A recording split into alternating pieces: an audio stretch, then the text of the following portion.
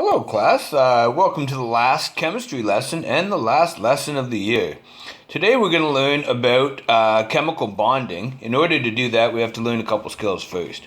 The first skill we're going to learn about is the electron dot structures. So if you look at your note, it gives you a description of them. I'm going to explain a little bit here for you.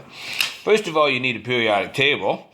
Forget your periodic table. One of the most important things is understanding one of the trends. Okay, when you looked at the groups, all of these ones here had one valence electron. Hydrogen's only got one, so it's got one valence.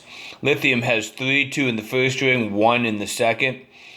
Sodium has 11, 2 in the first, 8 in the second, 1 in the third. Okay, so all of these have one valence electron, 2 valence electrons. Don't worry about these ones.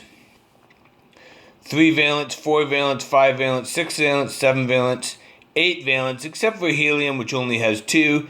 It's in this category because these all have a full outer ring.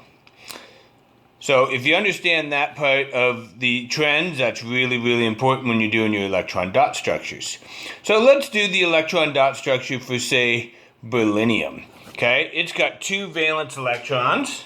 So how do you do that? You just write the symbol and you put 2 valence electrons around it. Don't pair them up, just put them as such. And if we were to do something like, say, carbon's got 4, so you do it like such. Again, don't pair them until they get after 4. If you're doing something like oxygen with 6, okay, you can pair up 2 and leave 2 open. You'll understand later in this lesson why this is important. So that's how you do the electron dot structures. The next thing is a chart on stability, okay?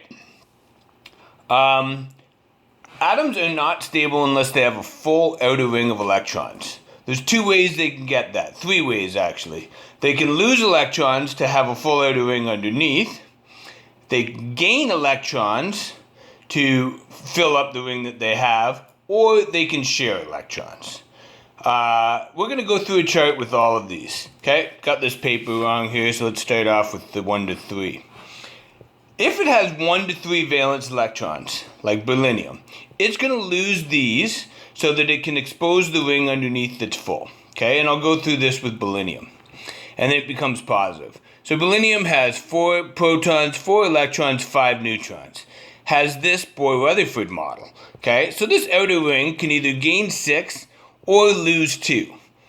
Way easier to lose 2, so it's going to lose 2. This exposes that outer ring underneath, which is now full.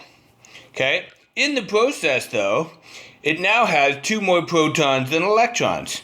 4 protons, only 2 electrons, which gives it a +2 charge.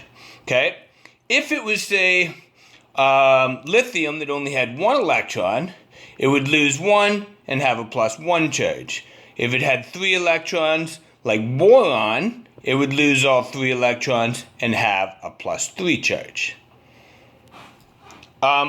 In the chart, you'll see that there are some with 4 electrons. Those ones share. We'll talk about that in a bit.